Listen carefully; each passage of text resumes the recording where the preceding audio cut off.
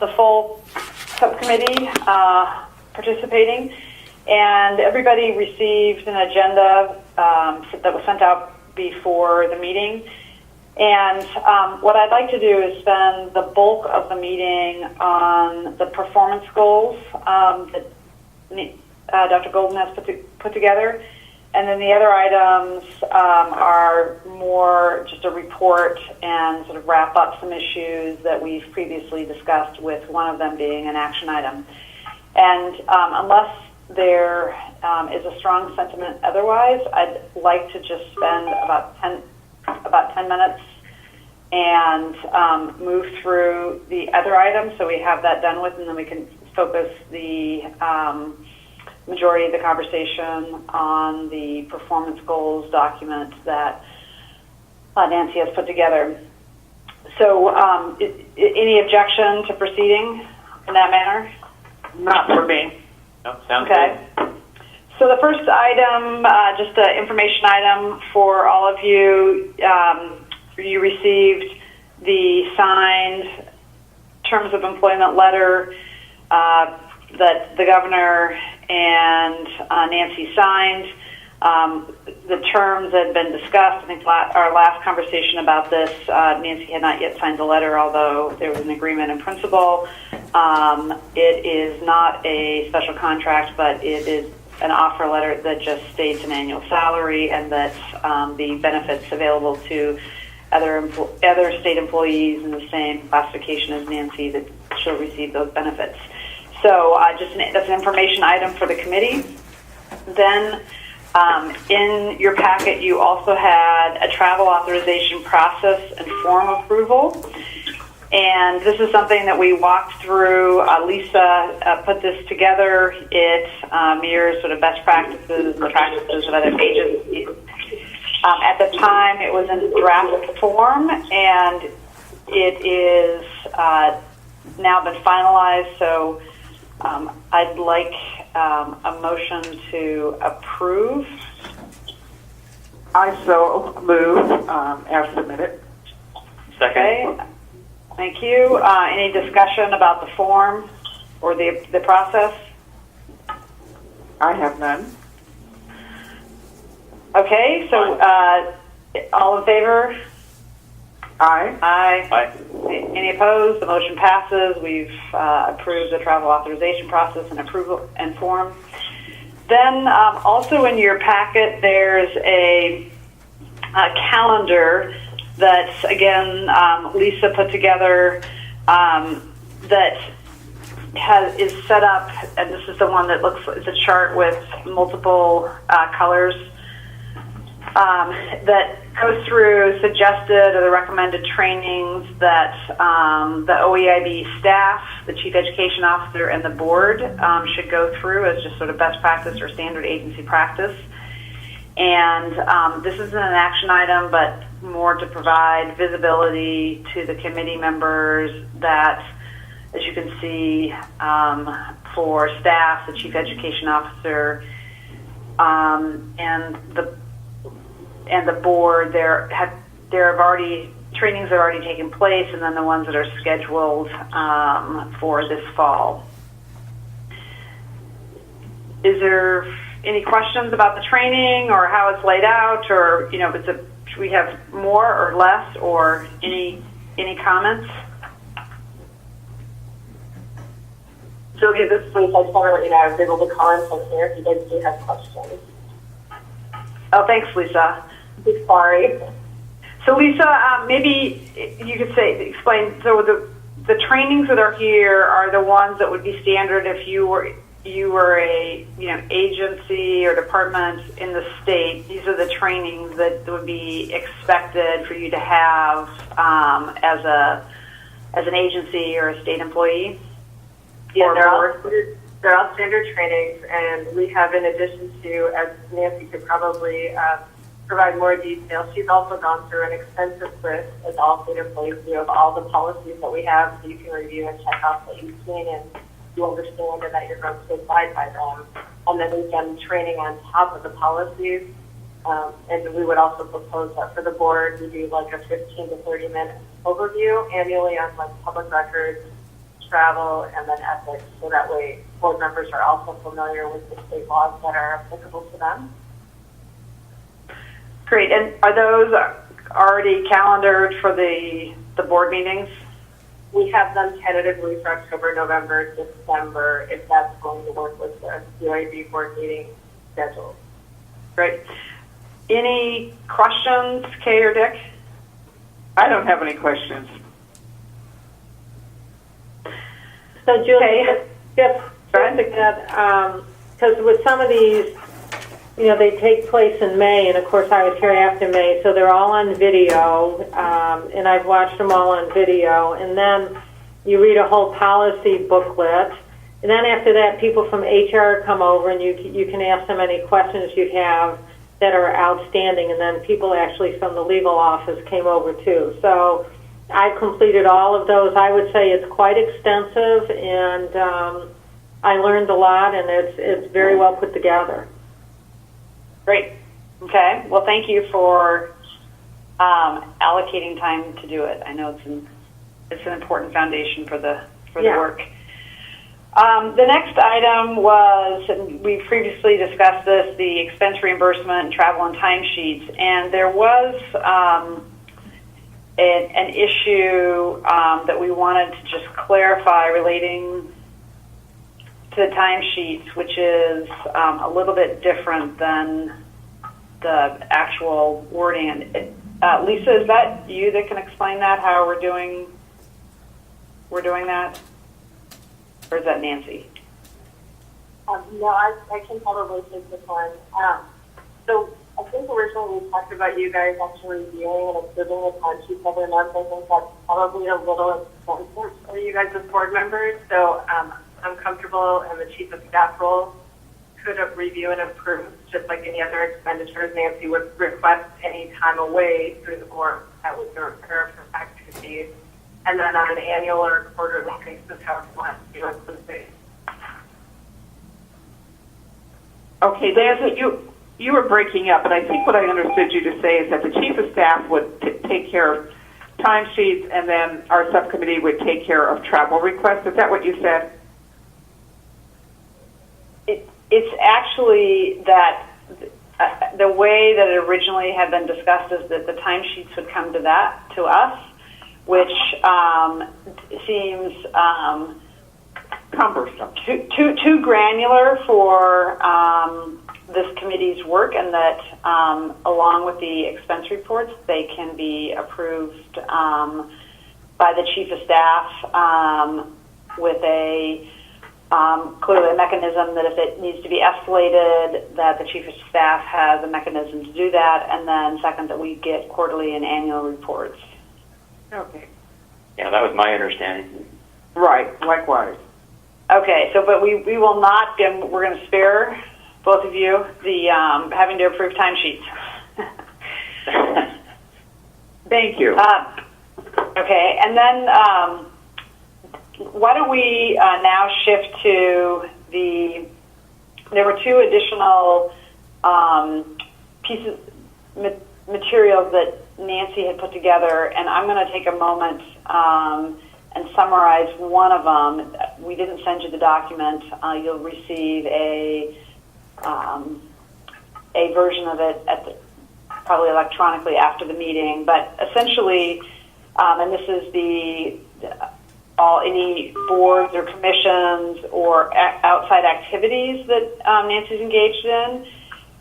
And so I just thought I'd provide a summary of the inventory that was done, sort of a high-level review, and then again, I will have a document sent out so that each of you will have that, and if you have follow-up questions. But essentially, we asked Nancy to inventory all of her external engagements with boards and organizations. And these are all things that existed prior to her accepting the interim chief education officer's position. There were essentially 7 external, I'd say, boards, organizations, or professional commitments that Nancy had outside of OEIB. Based on the review and sort of putting them through a matrix, None of these existing external engagements are in conflict with the work or the focus or the goals of the Oregon Education Investment Board. There was one outstanding engagement that Nancy has informally exited from, and we've asked that she just make sure to memorialize that in some sort of written release. So that will then, at that point, there'll be 6 ones that just merited referencing, with the exception of one, which is her some teaching duties on the weekend at U of O. The positions are unpaid, and there's a very limited travel reimbursement, and Nancy makes her own personal transportation arrangements. And then, so the headline of this matrix is that the external commitments are not in conflict. In fact, they're often aligned with the work of OEIB. There's no external pay with the exception of one where she's at the U of O that's on the weekend, and that it's a very clean inventory of her outside commitments aside from OEIB. Nancy, do you have anything you want to share about sort of the general, the process you went through, or? I think what the process was is we looked at the organization, my role, like if I'm a board member or board chair, a description of the organization, any benefits it would have to OEIB, the time commitment, and then I met with legal counsel to make sure everything I was doing was appropriate. And these are, like I said, there's no compensation on any of them. I'm serving as Nancy Golden, not as Chief Education Officer. And any pay I would get would be if they flew me to a conference, I would make those arrangements, and it would just be the actual cost. In 2 cases, there's boards that don't meet in the Eugene-Springfield area, so I would take care of all of that on my own. U of O, just so you know the scope, it's 2 weekends. It's an all-day institute on facilitation, which is one of my expertise. So on 2 Saturdays, I teach that course, once in Eugene, once in Salem, and I'd get $750 for each of those. So, any questions about the process or concerns? I don't have any questions. I don't either. This is Yvonne. I do not either. Hi, Vaughn. Hi. Welcome. Julia, this is Lisa. I'm back too. Sorry, you guys. Okay. All these. That's okay. Drain our cell phone technology.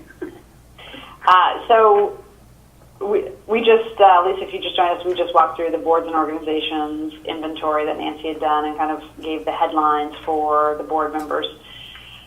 So with that, I'd like to get into what really should be the meat of this committee's work, which is the sort of work plan and the 6-month outcomes that Nancy has put together. And for the benefit of all of you, these have been reviewed by Ben Cannon on behalf of the governor's office. And so the process, I thought Nancy could sort of walk through at a high level her thinking about the work and the deliverables, and then would love to get your input, and then there'll be another iteration, and we'll eventually take it to the full board, or seek input from the full board and go from there. But try and have a relatively quick process, knowing that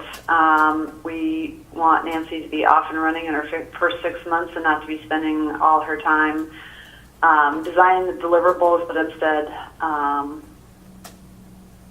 getting going on the work. Nancy, just a process standpoint, I assume that you will sort of capture any sort of committee input or feedback and incorporate that or come back to us if you have questions. Yes, oh, absolutely. Okay. Thank you. That's Well, let's good. just jump right in. Okay, so I know we sent that to Kay and Dick because they're on the committee members meeting. Yvonne, do you want us to send you a copy of this? Do you have a copy? Of the agenda? Yeah, no, this would be of the my interim 6 months outcomes. So I don't have a copy, but I'm just realizing I don't think I'm on this committee. I think it got put on my calendar by my secretary because she thought the message was for all of us to be on. Yeah, that's why we didn't send it to you. Do you want to stay on and we can send it to you, or do you want to? You'll see that. I don't need to. I do trust the work of the committee, and I only joined because I thought you needed me, and I do have a bunch of stuff to do to get school up and running. So I'm going to trust the committee. Okay, and we'll definitely have this in front of the whole committee when we come back at the next board meeting. Sure, that's fine. Thank you. Have a good meeting. I'm sorry to interrupt. That's okay. It was great to have you. You're always welcome. Thank you. Bye now. Okay, so for the rest of the people, I mean, as you know, at the last OEIB meeting, we were talking about 6 months goals for all of OEIB.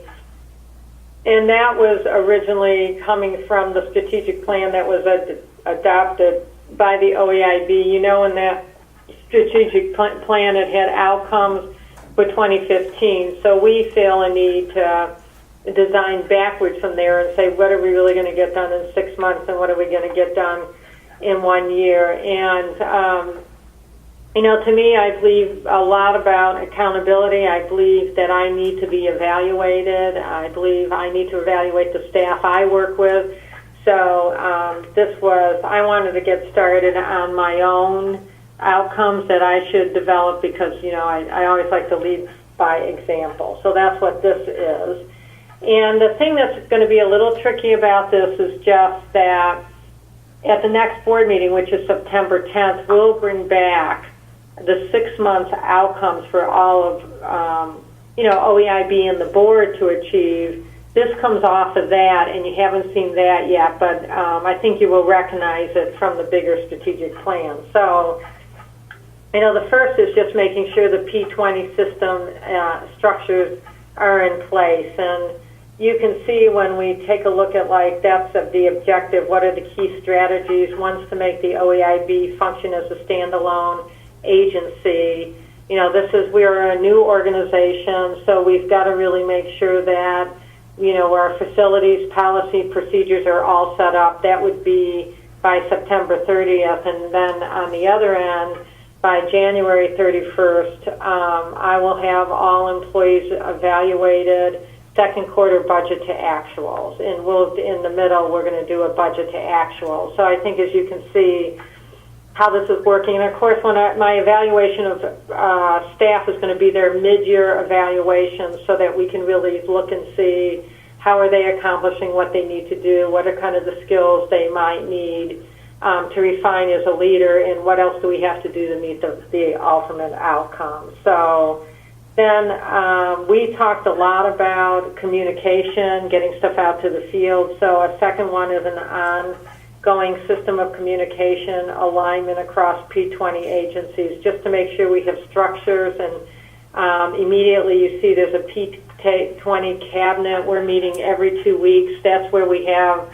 all of us, like the Youth Development Committee, along with the early intervention people, along with the higher ed people, that we're all together to really think about how we make this a seamless system.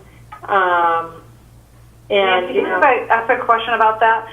Yeah. So this P20 cabinet development says reporting and authorities across agencies clarified. So the question I would have, and this is something Rudy raised as in sort of the last 2 months that he was there, the sort of reporting and roles and responsibility between the chief education officers and the deputy superintendent, the at the chancellor. Has that been, is this work you're saying you're going to be doing, or has been done? We are close to being complete with that. We'll bring an organizational chart to you. We have a few key hires and a few things to clarify. So, but, you know, just so that you know, I mean, the line of authority is basically that the deputy superintendent reports to me, the chancellor of higher ed, all of these people, I'm doing their evaluation. Now, many of them, like JADA, I will share with the Early Learning Council around their evaluation, but I'll ultimately be the person responsible to be able to give her feedback about what she's doing and how she has to grow. So we'll bring you in. The January 31st box on the upper right, all employees evaluated, is that employees and sort of and the leaders, whatever ones you have, is that the box? Well, that box is so the people that are direct reports to me and I'm responsible for doing their evaluations, that those will be completed. Of course, we will set up a system where those people are evaluating their own folks too, but because this is about the interim chief education officer 6 months outcomes, this is just speaking to the people I evaluate. Nancy, I want to step back for half a second because I think evaluation is important, but what really is important for me and I think for the board is to have clarity on what is being evaluated.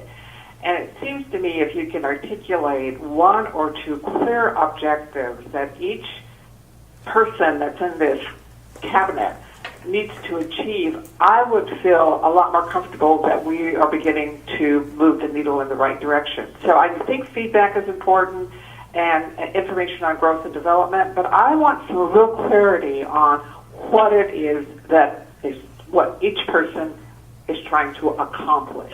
Some clarity, you know. So that would be helpful to me. Yeah, thank you. I think that's a great suggestion, Kay. I really appreciate that. I mean, generally, this group is to make sure we create the P20 seamless system, removes the barriers. So it will be around things like that. But we'll bring that back to you. Okay. That was a great suggestion. So the second one is the functional P20 longitudinal data system developed. Do you remember how long we've been talking about the longitudinal data system? Yeah. So a long time. So this right now we have a business case that will be we need to report to the legislators on by December 15th, and you know, so what's really we're in the final processes of hiring someone to do that. That person will be out meeting with all of the stakeholders around this database, and then putting together a first draft of the business case, which they'll be bringing to the OEIB. That will be done by November 30th, and then it will be complete by January 31st. It will already have begun to go back and forth to legislators, but we'll start getting feedback from them, so it would be complete. So any questions about the business case or any additional things you need on that? Sound good. I think we've gotten a fabulous person who we'll be able to announce fairly shortly to do that. So the second objective is to adopt a strong policy framework. And one way we're going to do that is that we're going to create a policy and resource unit. We're going to be hiring someone, and you know, this is, you know, we couldn't within OEIB create a whole research institute. It doesn't make sense. It's more of a person who knows who the key research people are, and if it's research on career and college ready, maybe we work with the EPIC on that. If it's on proficiency, maybe we work with the OBC. If it's on early reading, we know that the Center of Teaching and Learning at the University of Oregon does that. So it's a person who really has a pulse on what everyone's doing in research. So when we need quick research to inform us, we can work with these partners to get that, or to inform the legislators. So is it more of a scoping and curating versus actually building an in-house research capability? Yeah, we're not going to become researchers because, that, the money wasn't allocated for that. But we're going to know who all the quality researchers are, who knows the best practices. And if the OEIB board or a legislator was to say, I'm going to be on a subcommittee, let's just say around 11 through 14, what's the best practice out there right now? What states are doing what? That in fairly quick order, we could access that information for you. I would like the language to be changed from create, because that does sound like you are creating a whole new organization or agency or department, and maybe say coordinate, because I think there's some other places where research is currently being conducted to identify best practices, Department of Education, in higher ed, at the community college level. So it's important to know where that information exists, and it may be more of a coordinating information sharing function. I agree with you. Yes, that's exactly it. Thank you. That's terrific. Okay. We believe as we adopt a strong policy framework that the regional collaboratives is going to play a huge part in that. Everybody's very excited about that. We've selected the collaboratives. They're being, there'll be a press release soon around that. And then what we're going to do, we talked a little bit about this at OEIB, but one person from each of those right now, I think there's 11 collaboratives, will be meeting on a regular basis, and it will be a key leader from each group where they can share best practices, and they can also share, this is the November 30th Hold Initial Policy Learning Collaborative meeting. They can also talk about what barriers are there in the system from really creating the seamless P20 system, and as a group we can start working on some of those barriers. And then of course we got to continue to support these collaboratives. This is very much doing what the governor talked about with the CCOs, bringing that model that was so successful to play with our regional achievement compacts. And I think that goes back to the first one. There's an example of how, in a sense, we're coordinating with CCOs to learn what's worked for them, and then for us to, adapt it to our situation. Any questions about that? So is that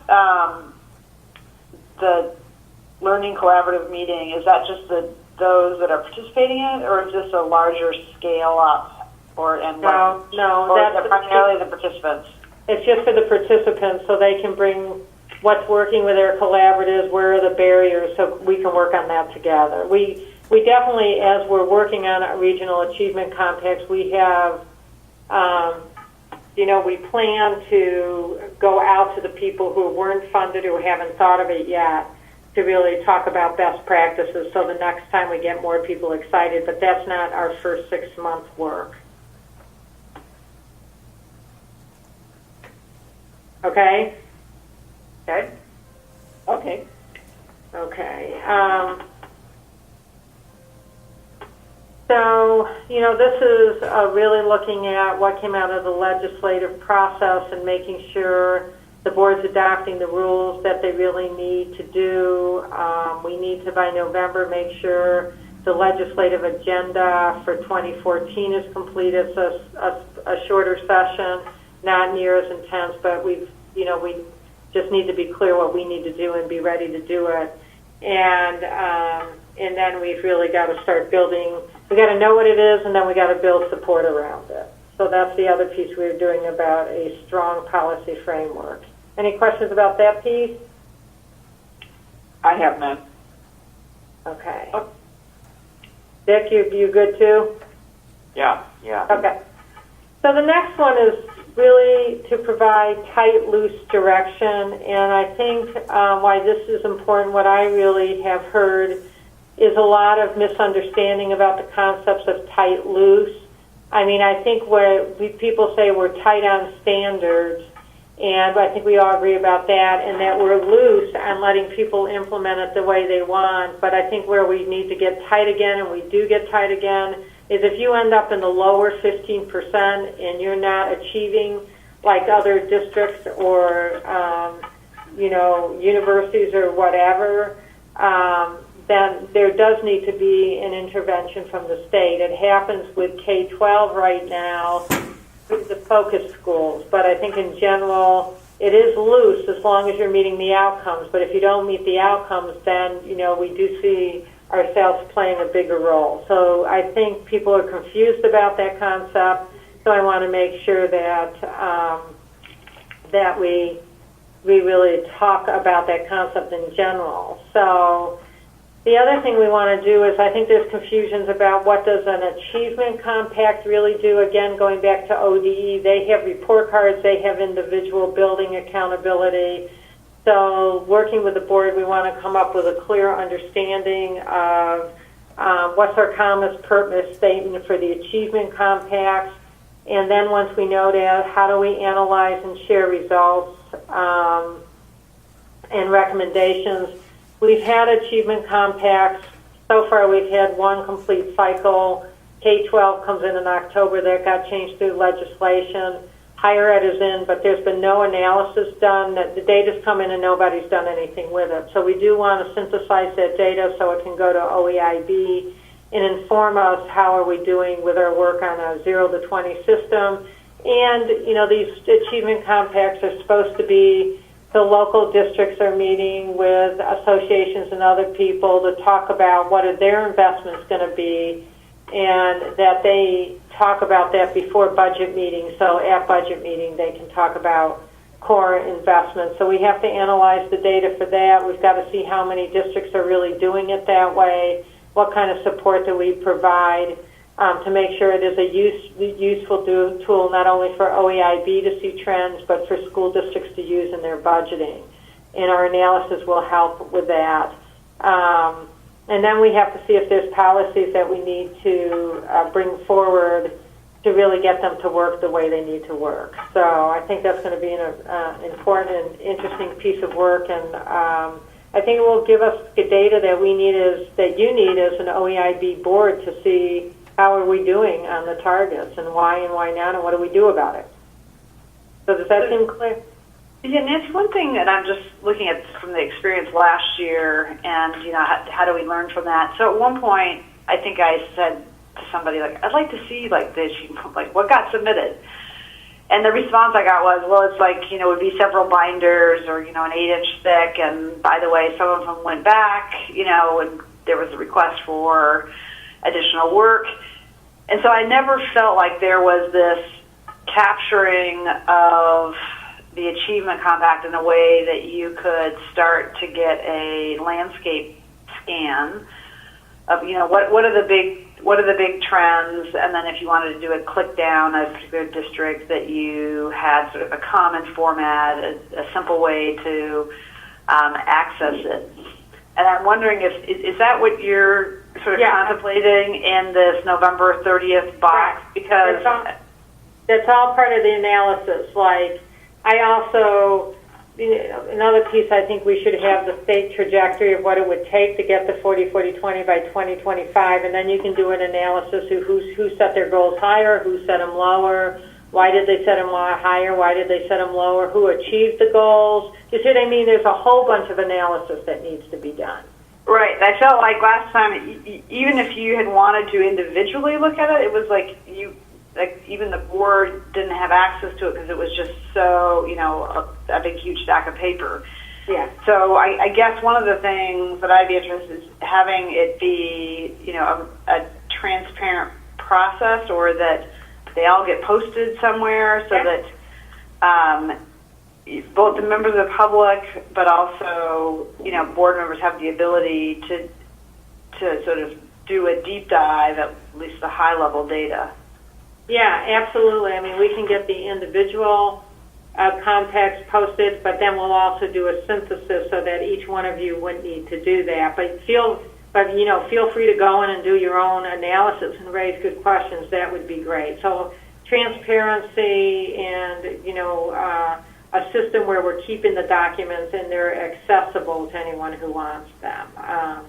You know, I think what will become most useful will be the synthesis, because I think they ask most people to look at 197 districts, 17 community colleges, 7 universities, individually. I don't think most people will do that, but I think it's great to have up there because the community could want to look at their individual ones, or board members could. So we'll do that. That's a great suggestion.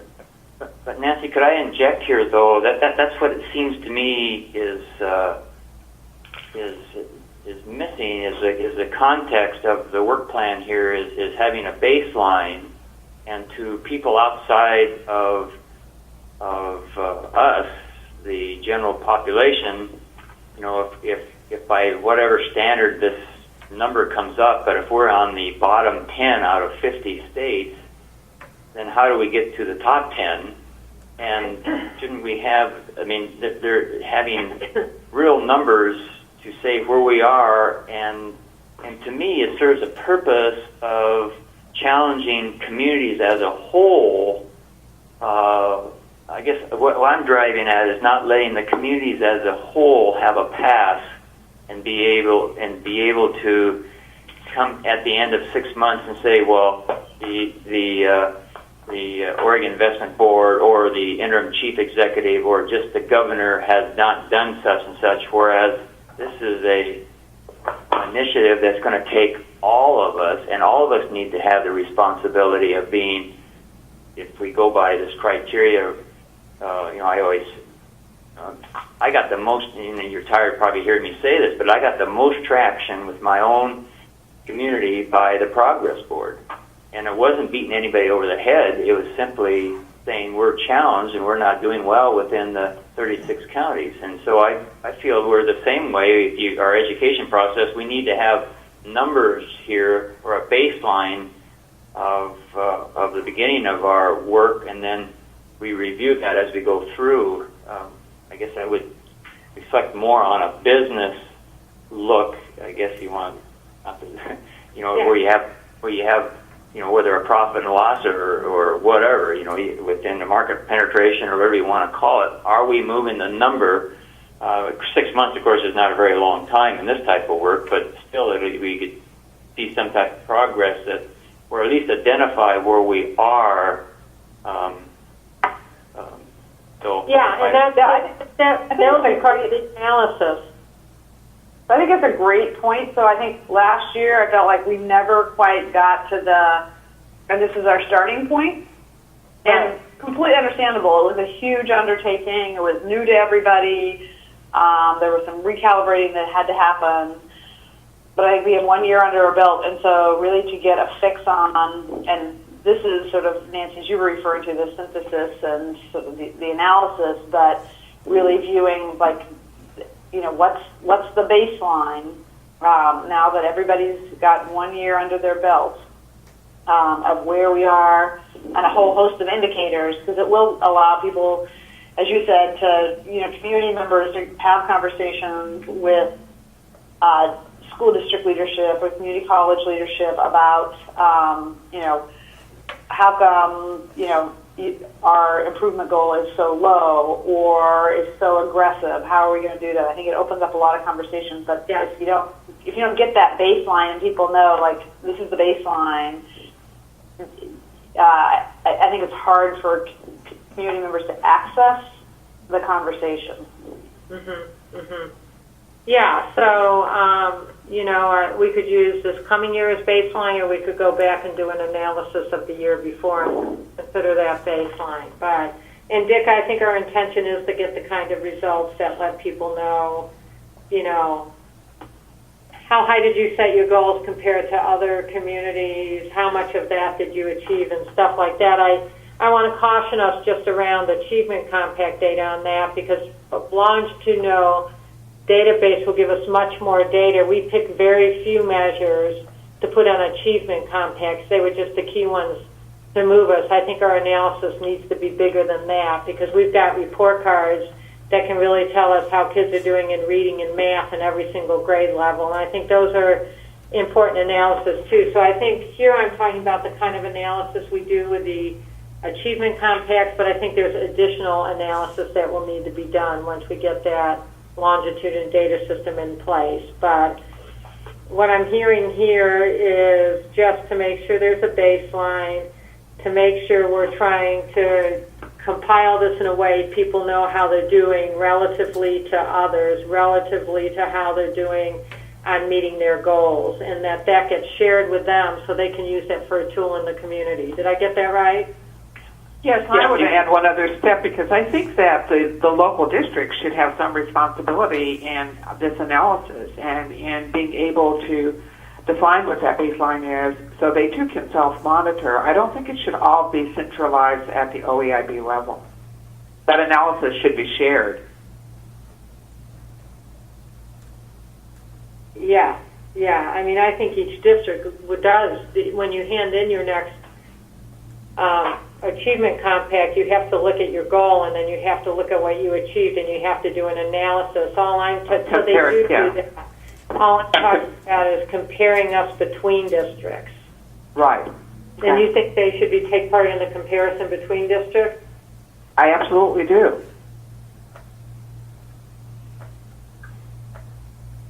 It's one thing to talk about what you're doing in your own district, but it's another thing to have to compare yourself to the districts that are right next door. Yeah. And I don't know how. I don't have that kind of expertise, but I think it should be a part of the expectation. So we can set it up. I think, and this would be good with regional achievement compacts. I mean, they wouldn't have the data to do the analysis. We would, but we could synthesize between districts. But we could synthesize it in a way that they could look regionally and see how they do compared to the other people in their region, and that would help them be able to. To me, what's important for them is that they know, comparative to other people, how are they doing, so they can find the ones who are doing better and talk to them. Exactly. Yeah. So what I'm hearing you say is the comparison is really important, and that we can't do all the work for them. They have to play a role in it. The other thing those comparisons will be self-management too. They should, because unless they have no consciousness of wanting to be better than they were, this is where the advantage to numbers is not a hitting over the head, but it's a human nature. You want to write your own numbers, so. Yeah. So we want it to be a useful tool where they use that to improve. Absolutely. Okay. So the other thing, Nancy, though, I would say is it would be useful that as you're thinking about the longitudinal data system, you're saying that's giving a lot more detailed data points, to have them be aligned and complementary. So I find a lot of community members get drowned in all the different ways to slice things. So there can be a sort of consistency around the reporting of the complementary, so you can go as deep as you want, but it's not like you're having to look at 5 different sets of data in order to get a high level snapshot and then sort of a more granular, but really to think about what's important, and then layers of granularity that are complementary or aligned versus just some other totally different thing. Yeah, so some of that's larger beyond 6-month thinking, but I think it's really good thinking. I think what will really help us is when we bring. Clearly, what I'm hearing from you is some of the stuff we would look at as we do the analysis. But I think the analysis will also help inform us. Julie, I also hear you saying, what are the other measurements that people use to try to improve, and how do we make those seamless and kind of one thing? So you don't have to be looking at 5 or 6 different resources, right? Yeah. So, and Nancy, just looking at this sort of the middle column on the achievement compacts, I guess when I look at a deliverable, I want, and maybe it's not November 30th, but January 31st, like a report from you on your analysis, and this is the synthesis, but I'm trying to get something really tangible in your deliverables that you're going to provide to us about it, versus I'm going to share the data, but a report to the board on year 2 of the achievement compacts, and then you sort of setting out what data is it important for us to review and have a discussion about, but it be in a more formal a report to you about, based on this, what do I see, and then get your input about it, right? Yep. Good, that's great. Any objection to that, Kay or Dick? No. Okay. Develop strong partnerships and accountability across P20 system.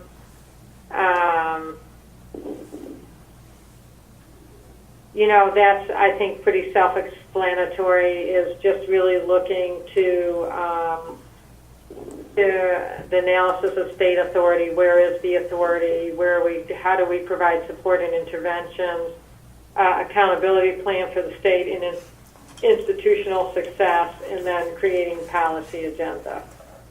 So that's really, you know, early intervention and working with all of the groups so that we're aligned about, you know, really working together to move along the pathway. And yet we're clear about who has what authority and stuff. So Nancy, just to be clear on everything in the January 31st column that talks about policy, you're actually going to have legislation to introduce at the February session. Is that? Well, possibly. You know, we have to see, but we need to know. You know, we need to know how are we doing. You know, in terms of achievement. Also, how are we doing in terms of creating the systems? What are the barriers to them?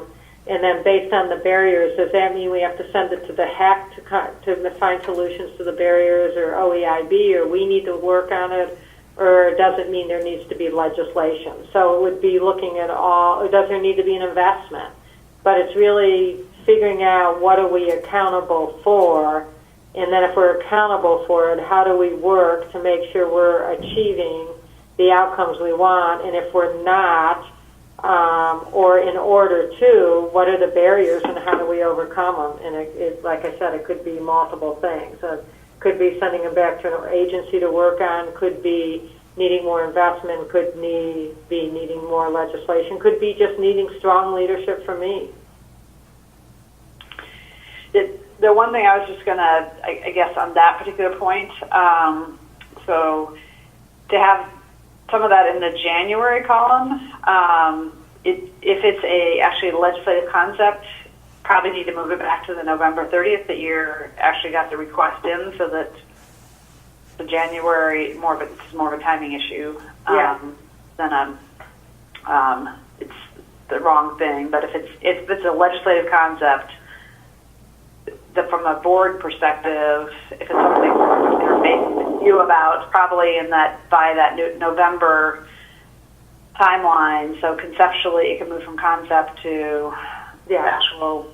We would need to get a placeholder bill because, you know, most of the work will happen between November and January, but we would definitely need to know enough to get placeholder bills. That's what you're talking about, right? Right.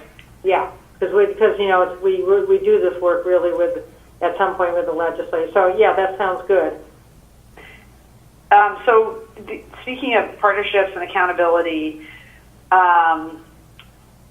is there sort of built into this work plan or thinking about the other stakeholders, do you anticipate having a specific strategy on, so if you bring that report on achievement compacts to the board, is there a broader stakeholder engagement strategy about or to have a broader discussion with stakeholders across the state, or key stakeholders, whether it's the legislature or COSA, around the report? I'm just thinking in the sense of continuing as we do our work to be communicating out the work. Otherwise, it just becomes siloed. Again, you're the one who has the vision of the whole landscape. Yeah, no, that's when we say strong partnerships and accountability. I didn't use those as examples, but one of the regular people I'm going to be working with is, the superintendents, the community college presidents, the university presidents, around creating the system and being accountable. So those reports, I see myself going out and probably sharing those reports. Is that what you mean? Yes. Yeah. So you think I should put it in there more explicitly? Well, I maybe just think about it. Do you have 4 or 5 stakeholders that are critical for the success of the use of an achievement compact as a tool to drive improvement? And there's 4 or 5 baking that in, because we're in year 2, and I don't think most people in year 1 got that synthesis. And right. Here's the value. Yeah. No. Absolutely. So I think, Nancy, you have to realize too that there are cynics out there, and so and there's a great opportunity. You turn that around.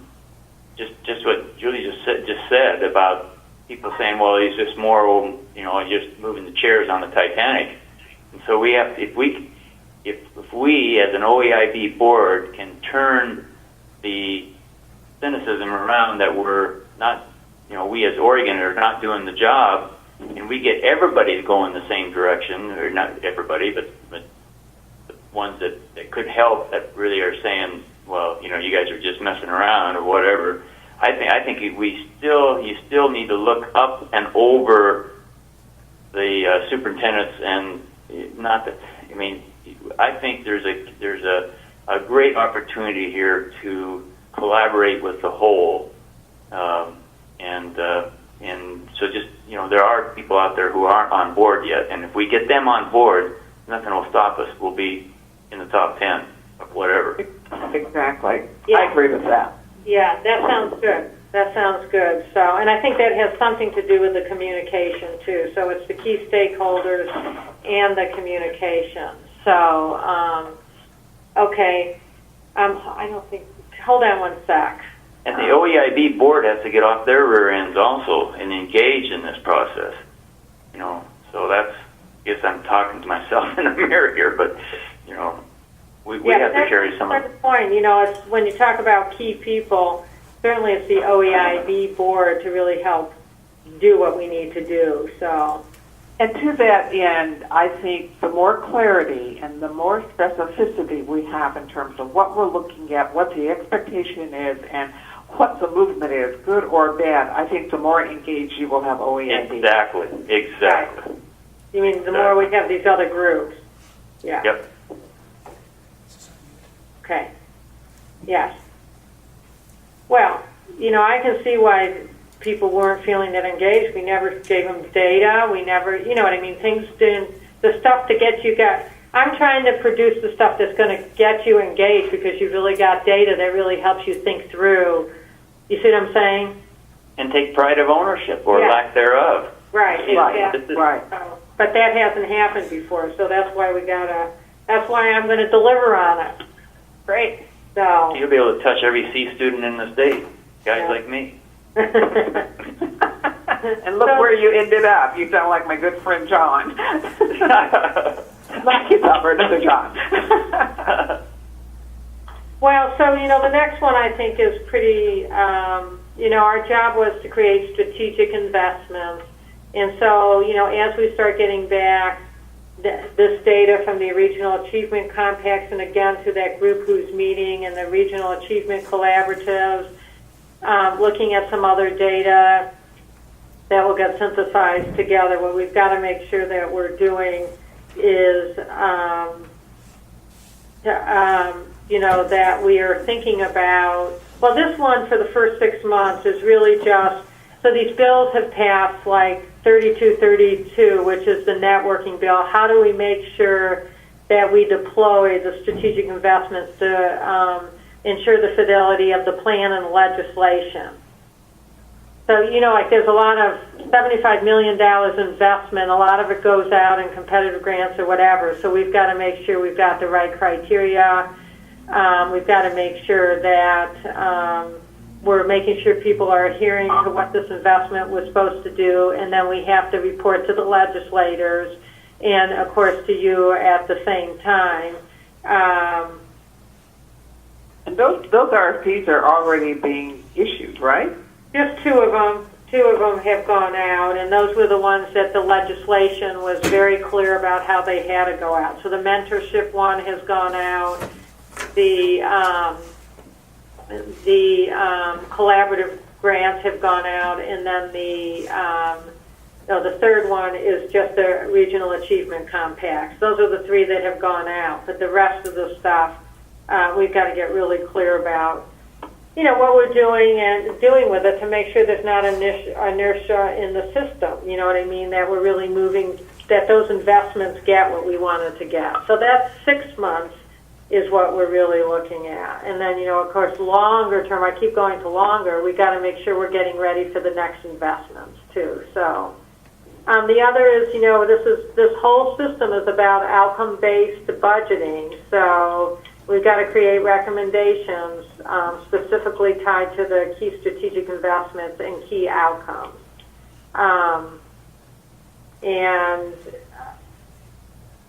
And so, we'll have a task force that will work, and then in January we'll bring key recommendations. So there's a lot of stuff that goes into this. I think there's going to be a task force looking at the formula, but we have to really be clear we're budgeting towards outcomes. Nancy, I just looked at my clock, and I have about another 10 minutes, and then I have to hit the road. Okay. So do you want to just read down the rest on your own? There's only two. The last one is a communication plan. So would it work if you just read it and tell me if you have any questions? What happened to it? The object OEIB objective number 2? What's number 2? Mine goes 1, 3. Oh, yeah, I think the numbering system's just wrong. We'll change that. So we'll change those numbers. Thank you. Hey, Kay, would you make a note of that I caught that? Yeah, Surely no. pretty good editing there. Good thing we've got you on the committee. Yeah, you bet. Yeah. You make me think you were once an attorney. Yeah, that's me. So, Nancy, I have a just general comment, and this is I don't know what the state uses as their framework for evaluation, but I found we have a system that I think a lot of other businesses and organizations use. It's like it's the SMART, so you kind of test your deliverables against this, so these SMART tools, which is strategic, measurable, actionable, results-oriented, and time-based, and just see if you can tighten some things up. Besides, you have time-based on all these, but on the, it might be worth just running them through that sort of SMART filter to see if they can be a little crisper, so that we know exactly, you know what's expected of you, and we know what it is that you're going to deliver. Right. That's good. Okay. Will do. The only caveat I would say is have numbers in there. Have some type of, not the baseline, but then what magnetic north. What's the northern star? So at least outside of our real privy, that can relate to the community at large, I think. Yeah. For the ones that can, we can put some numbers in there for sure. And maybe, Nancy, it's taking this, once you sort of get it crisper, sharper. I mean, I think you've got a great base here, but maybe there's a sort of, half-page narrative that, to Dick's point, that the community knows, if you do all this, how have you changed things for the system and ultimately to benefit students? Like, what's the essence? All these things together equals what? Right. It's kind of like presenting an IPO. We're polishing the apple to do X, Y, and Z. Yeah, that sounds good. Yeah. So, okay. I think anything else on any of the other ones? So you've given me some really good this has been very additive. Thank you. I thought I had it pretty good, but now I'm seeing that there's a lot more I could have done with it, so I appreciate that. But Nancy, That's the reason you seek. Yeah, that's the reason you seek feedback and input. It's because you can always make anything better with a larger view. So this is not criticism. No, I don't take it as that at all. I'm really, it's made it stronger. That's what I care about. So I just really appreciate the feedback. So it's great.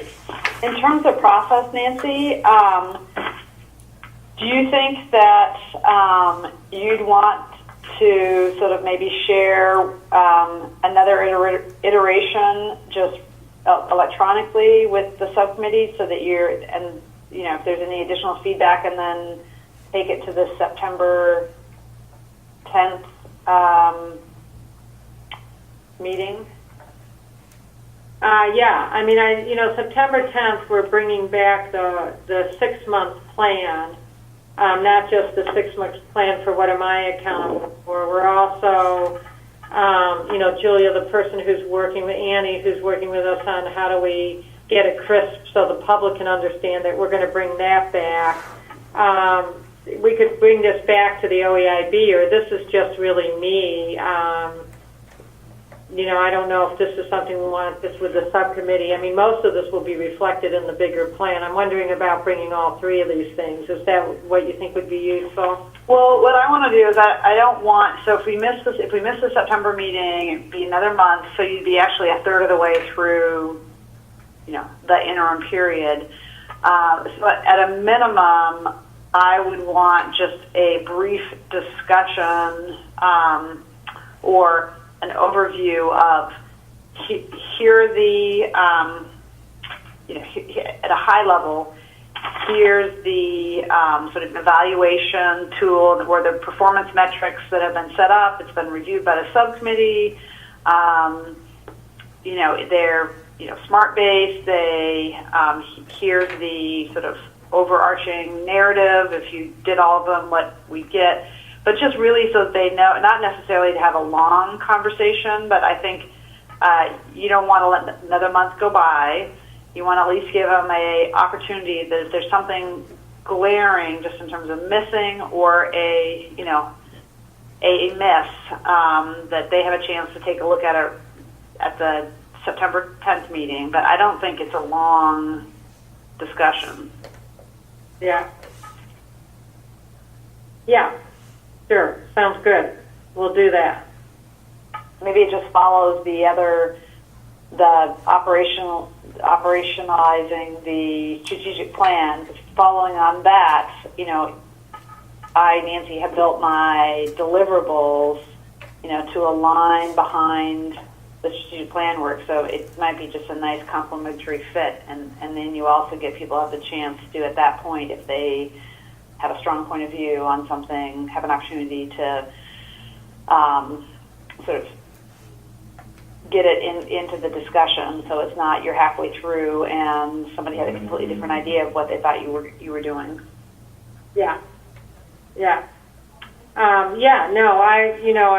It would be great to. I will do that, and then I'll also get this back out to you before the meeting just to see if I'm hoping I got everything written down that I need to, but I could have missed a thing here or there, so it would be great if you would give it another look and see what you think. Sure, we can do that. Mm-hmm. Okay, thanks. Anything else about this?